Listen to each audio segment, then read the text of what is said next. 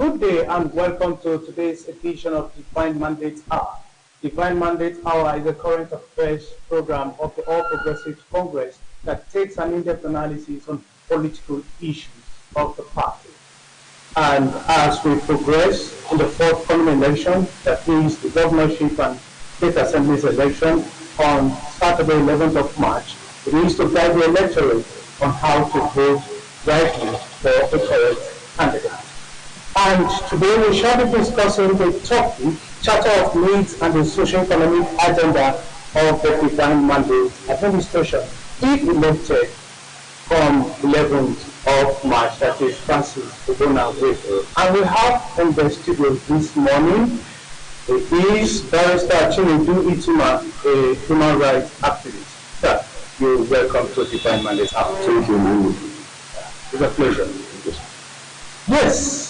The candidature of Francis Febuary may be divinely orchestrated, and you can say that his politically step he moved so far is amazing. Can you tell us the humble beginning of Francis Febuary? Thank you, Representative Dr. Chief Febuary Francis Febuary, to the best of my knowledge, started from scratch. He is from a respected and humble family. He is not coming from abroad. He knows what the owners need, because he started from the service from the scratch. He served the stakeholders from this political world, the local government, up to state level, where he served under the present governor of Febuary State. So he has the humble beginning, sir. And respects the elders. Okay. Now, the enshrinement of justice, peace, and equity by the founding fathers of the Febuary State. Can you say that the Divine Mandate Administration has so far kept to this truth of our founding fathers? Exactly, sir. They have kept to that from the beginning, sir. From 1999, even though the same zoning arrangement was not written, it's over, but in law, oral evidence once has evidences of those that can attest to it, it stands in law. So the zoning arrangement, to the best of my knowledge, is the clarion call of our founding fathers. Because they know what we suffered, the next generation we suffered, especially some of us from the Borno senatorial zone, the four local governments, came from old Enugu and Anambra State. Likewise, the four local government from Borno senatorial zone, the two local governments from Nigeria, we call ourselves people from Abakaliki block. Yeah. We have suffered migration, and our founding fathers, who is advocating for this zoning formula to keep the equity, justice, and fairness in the state. As is that their aim is to make sure that the political arrangement or the leadership arrangement in the state does not center in one zone to avoid marginalization, which they experience in the states they were born from. What I'm saying in this instance is that the zoning arrangement must have to be maintained to avoid marginalization by the majority. Because some of our brothers from the South Equatorial Zone that came from Abia State and Imo State also suffer the same fate from the northern states. Therefore, everyone has to key to the zoning arrangement which has been laid down by our forefathers to avoid marginalization. And it will also help us to develop our state. About the verdict of the electoral on March 11th would decide the solution to the problem. If Francis Febuary is elected, do you subscribe to this? I subscribe to that, sir. So looking at the manifesto of Francis Ogbonna, we now call it all speaks and in fact, it's only speaking for itself by the points we are going to discuss in this place. I can mention few points that I'm connected, we go through this one after the other. In his manifesto, we talked about the industrialization of the Benue State. We always spoke about education. Social amenities are not left behind, and agriculture. So looking at these points that we are going to speak on, it will point to the fact that the political arrangement or the coming of Francis Ogbonna in the forthcoming administration will not just be a political promises, that he will keep to that. Okay? That is our promise. Now you talked about education as part of the agenda. Can we just discuss the basics of this divine mandate mantra? Thank you, sir. In education, sir, you already know that Ebonyi is educationally backwards. That is why the first executive governor of Ebonyi State, distinguished Senator Dr. Sam Onyinyebu, focused much on that education. You can see that the professors we have today in the universities are drawn from that education agenda of Dr. Sam Ewu, which he maintained by sending our people abroad because he knows where we are coming from. It has assisted us. And passing from the administration of Dr. Sam Ewu coming to Enichi maintains him, but in leadership, one will have his own agenda in leadership. The present administration focused more on development, infrastructural development.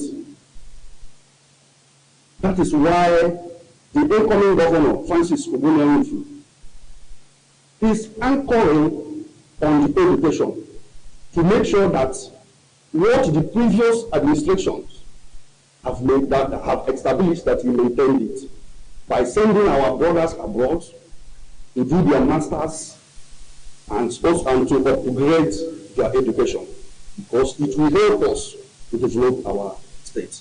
So the education, as one of the manifestos of Francis Ogbonna, is not just a political promise. It's what he's going to work on, because he is from this place. He knows what we need in a Ebonyi State. All right. So it's a promise. It's not just a political statement. Like you highlighted, the previous administrations have done much on education. I would like us to look carefully on the issue we raised, talking about giving scholarship to our students, as well as introducing our local dialect in science and technology. What impact will this have in education system in Ebonyi State? It gives us a very serious impact and also upgrade Ebonyi educational. Because if you watch what we have now, we still need to groom the younger ones from primary, secondary school up to university level by helping the less privileged. Some of us, if we tell you how we become a lawyer, it will be a surprise. This is what we benefited from the administration of Dr. Sam Ewu. Because even though some of us bought our, let me just say, because I am the first set that wrote WAEC and NECO in 2000. So before my father gave me money, Dr. Sam Ewu has also declared free education. So I am of the opinion that the scholarship, as we promised in his manifesto, and looking to it down to primary and secondary school, will help us in uplifting Ebonyi State to the standards we want. All right. Now, our topic basically is focusing on socio-economic agenda of the divine mandate administration. And when we talk about the economy, before now, Ebony was nothing to write home about. But with the infrastructural development of the present administration, it has given us a facelift. You know, the caterpillar revolution within the nooks and crannies of the country, including the hinterland. Do you see Francis Ogoni doing something different in terms of this trying to build up infrastructure or rather maintaining what is on ground? And what he is doing may not actually be different because he is coming from the present government and there is no way he will not maintain what is on ground now. So what he is looking at now when we talk of social amenities is railway so that we will connect other states to shift our agricultural produce and other things. Industrialization is not left out of the arrangements. Okay. Because if you look at Ebonyi State, outside the infrastructure development in Ebonyi State, you can also, the only thing you can see is fuel stations and hotels. That's correct. So Francis Nwifuru, the only different thing is adding to the social amenities as you just raised is industrialization, which is key for the development of our states. Well, you talked about industrialization, and what pricks my mind is the Calago cement industry. This has been moribund over years. I wouldn't know if the Ebonyi pipe production industry is still functioning. So, how do we beef up these areas where we have moribund industry? We beef it up. The manifesto of Francis Nwifuru, when you talk of industrialization, you have said it, or the Calago cement industry, the pipeline production company at Izambo and other places. There will be a recruitment to fit all those areas. And the arrangement from other states, state governors, who has hands in the Calago cement industry.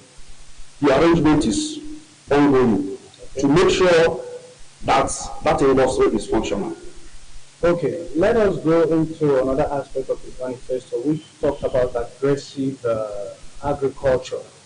Ebonyi is an agrarian state, and so far we practice, hand-to-hand farming as against the mechanized farming in developing countries.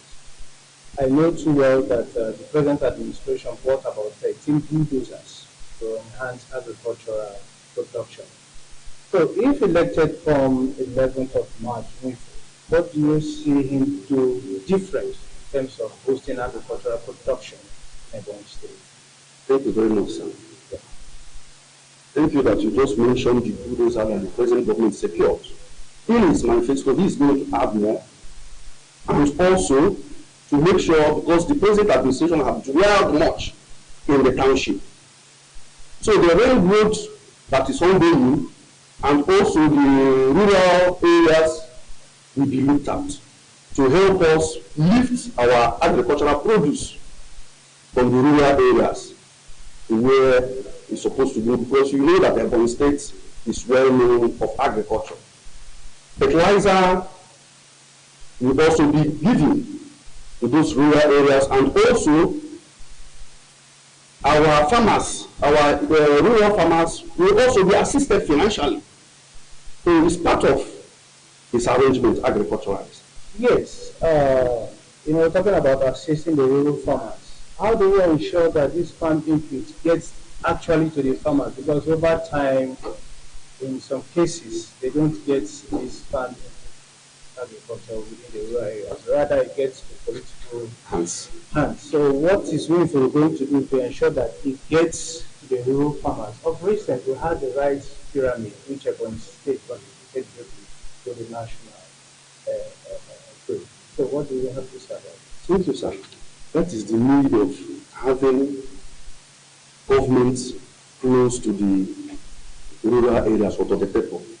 The arrangements are at the political arrangement now. We have our world coordinators who are working tirelessly in the 171 wards in Ebonyi State.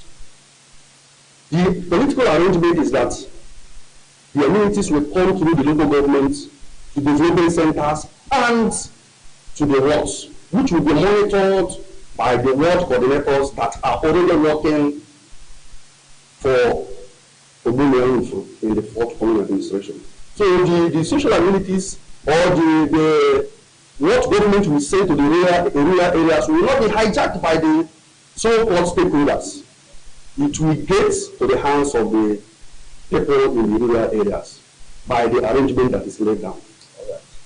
Well, if you don't join those viewers, we are discussing the topic, the People's Charter of Needs and the socio-economic agenda of the Divine Mandate Administration. As you know, this program is Divine Mandate Hour to sell the candidature of the All Progressive Congress state governor, that is Francis Nwifuru, if elected come 11th of March. And Barrister Ituma has been with us in the studio.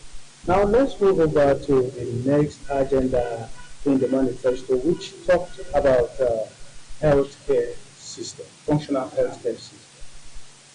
You know, the healthcare system over time has been in a bad state before the coming of this administration, which over time will have the issue of brain drain in the health sector. Francis Nwifuru, if elected come 11th of March, do you think he has any concrete plans to ensure that the healthcare system in Ogun State is really good? Exactly, just as highlighted. Exactly, sir. He has such arrangements. Okay. When you look at the health sector in Ogun State, as you just said, is nothing to talk home about. And the arrangement that Gubernatoria has is that the health sector will be extended to rural areas. Okay. At least in all the political wards, we at least have two health centers, at least for the beginning. Okay. Because it will help us to reduce the death rates and the suffering of our people. Because if you watch the health sectors in Ogun State now, if you go to 171 wards, what you cannot see there, what you can see there is nothing to write home about. So Francis Nwifuru is working on making sure that every ward has at least two or more health centers for the beginning. So it's on pipelines. Can we talk about unemployment? You know, the high rate of unemployment, not only in Ogun State, is alarming. And hence we have Francis Nwifuru, the incoming, in quote, if elected. Do you think he's going to do any magic trying to reduce the unemployment rate? Exactly, sir. He has a plan because unemployment, as you just said, is all over the states, all over the 36 states of the country. In Ogun State, to reduce unemployment is his priority, sir.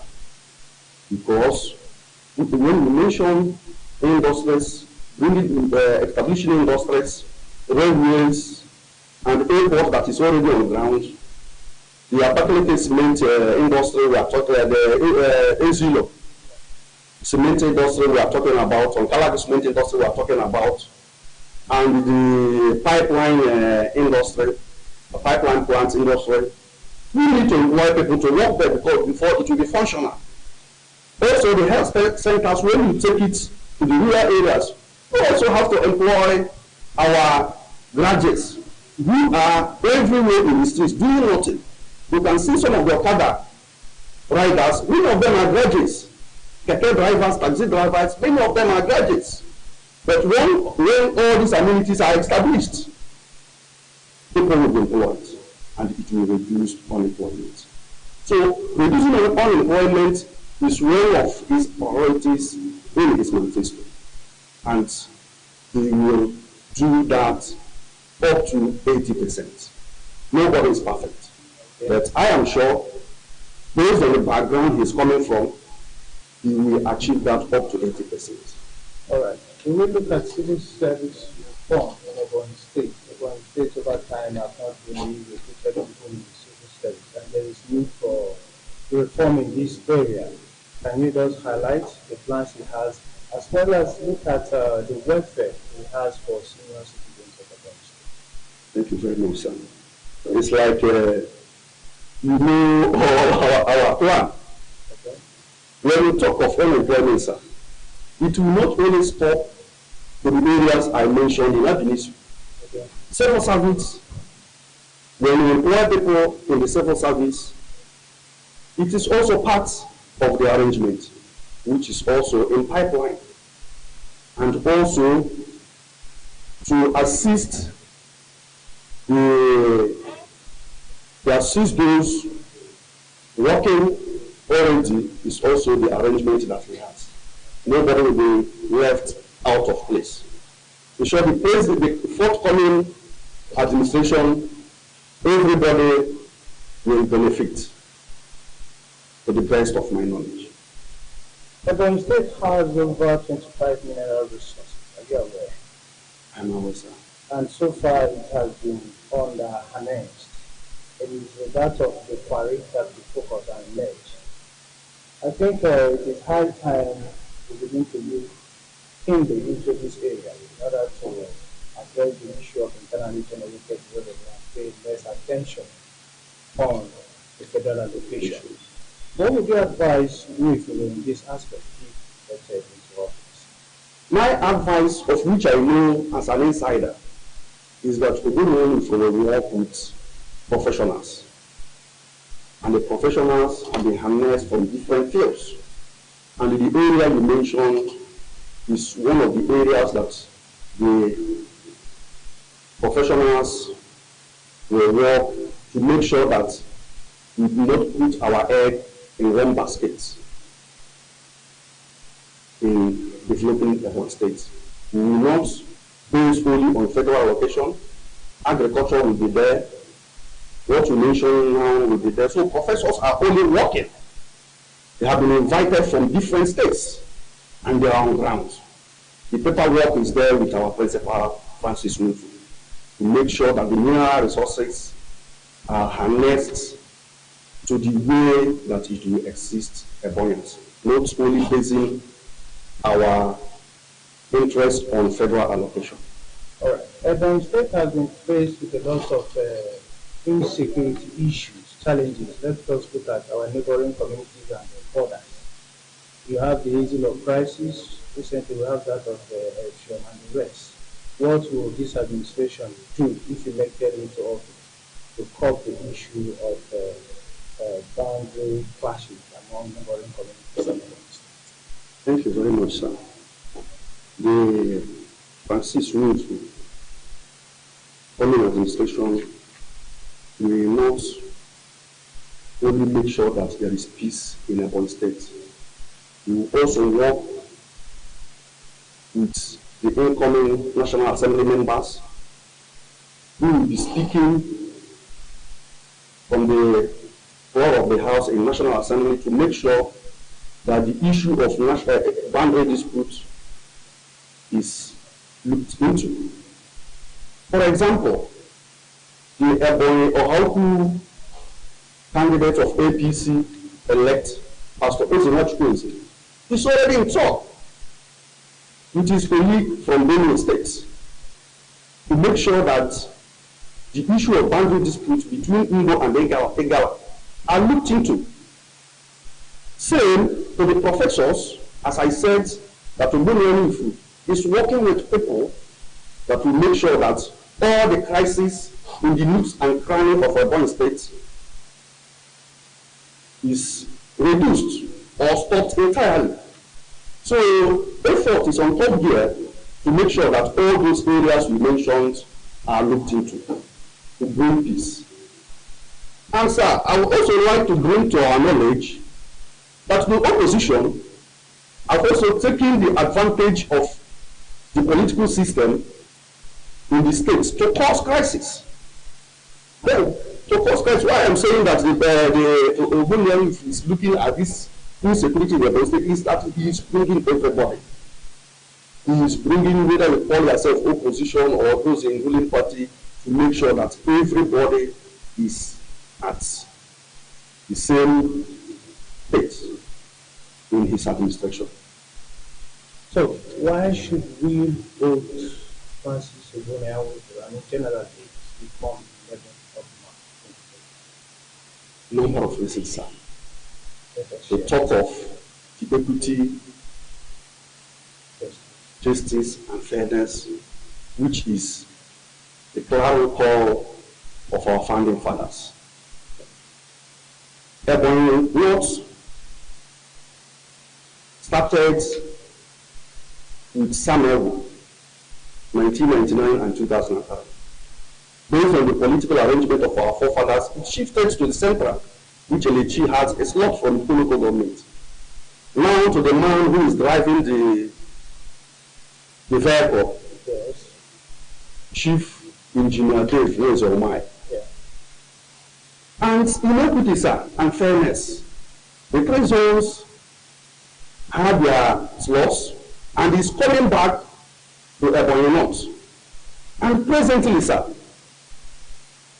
equity, to the best of my knowledge, is that which is done, which ought to be done.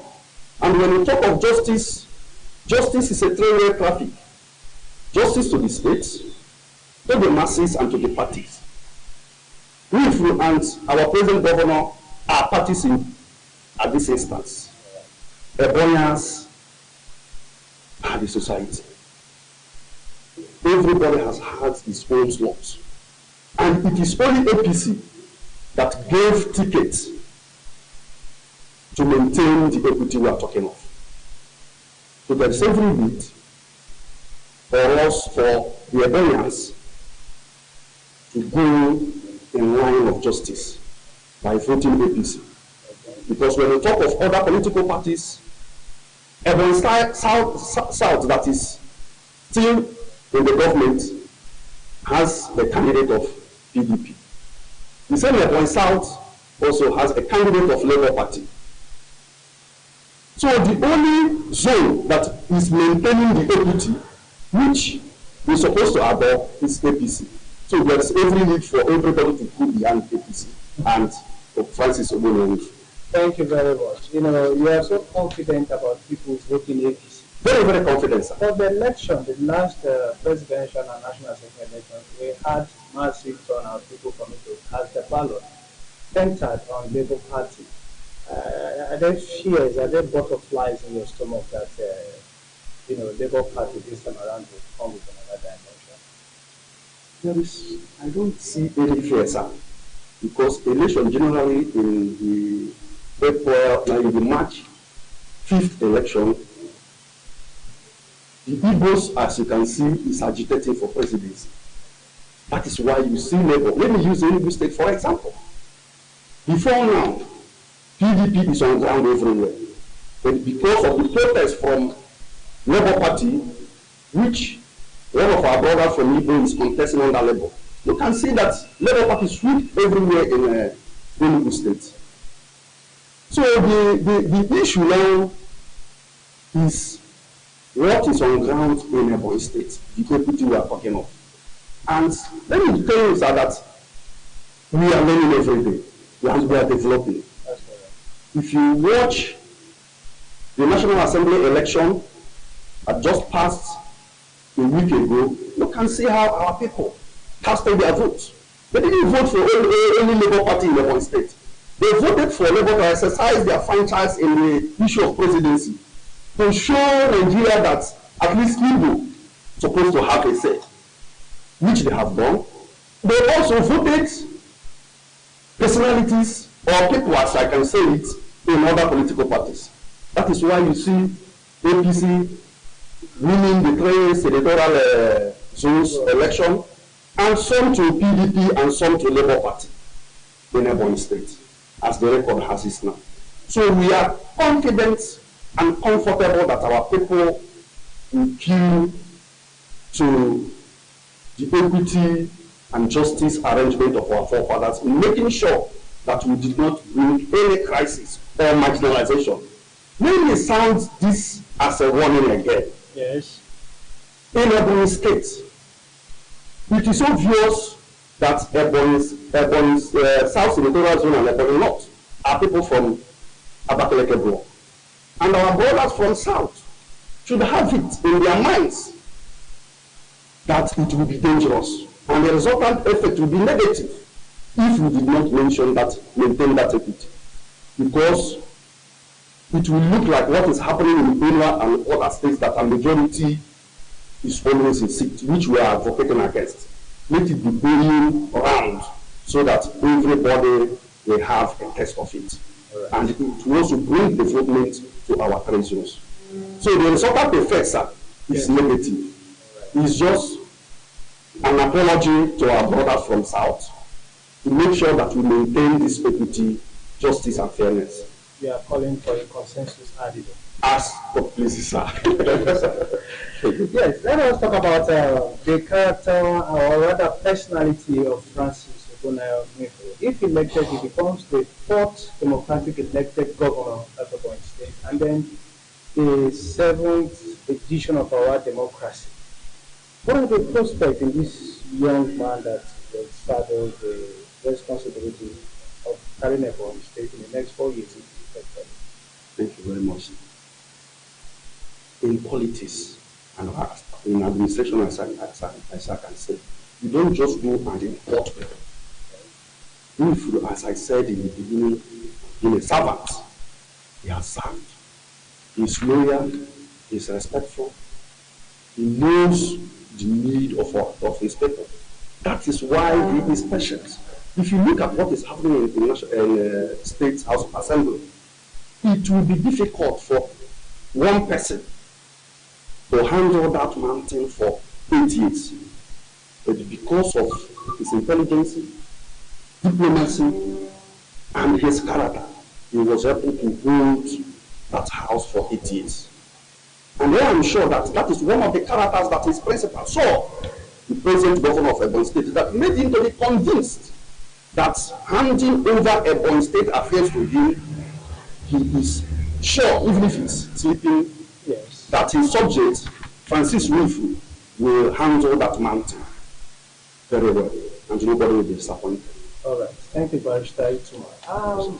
Are there other social economic programs this administration is elected trying to bring on board, despite the issue of health, education, and industrialization, as well as infrastructural development? Yes. We talk about human capital development. Let us base on that aspect. Thank you, sir. You know, this is a step that it's a journey that you start with a step. There are other social amenities, as you just said, but you can't put your hands in all of them once. The campaign organization is manifesto. We have to start with the ones that I just mentioned. Because when you put your hands in so many places, you will definitely fail. So he has other ones, but it will be badge by badge. Okay. So there are other social amenities that his administration will work on. Okay. But we will start from the ones I just mentioned. Yes, as a human rights activist, what are those areas you think suggestions can be made in order to improve on the social well-being of people of Ebonyi State when he finally emerges as governor of the state? Thank you, sir. Security will not be left out of this. Okay. Because when your subjects are not secured, when the society is not at peace, you will not do anything. So the security aspect of it, we will make sure that the issue that you fight the insecurity in Ebonyi State to a standstill, and other areas that is still also on. We just discussed about his personality. Is he a politician that we can, lay our trust or mandate to take care of the people's charter of needs? Yes, sir. I don't know, because it's like repeating myself. Okay. He's somebody that you can